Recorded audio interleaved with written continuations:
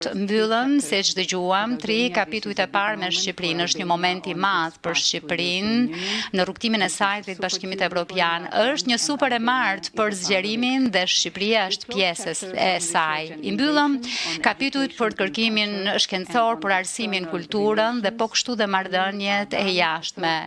3 përfunduan, kanë mbetur edhe 30 të tjerë. Këto janë fusha ku Shqipëria është tashmë pjesë e familjes evropiane praktikisht. Shqipëria ka qenë në përputhjet plot me politikën e jashtme të BE-s për shumë vite tashmë. Të universitetet shqiptare janë pjesë e rrjetit të kërkimit të inovacionit evropian. Vendet që marrin pjesë në Horizon Europe dhe më shumë se sa 50.000 studentë shqiptar kanë marrë pjesë në Erasmus Plus, qysh prej se programi nisi në 2014. Përgëzime të gjithë miqve tanë shqiptar për punën e tyre dhe për këtë arritje. Kjo u bë mundur sepse Shqipëria ka përmbushur piketat e ndërmjetme për sundimin e ligjit muajin e kaluar.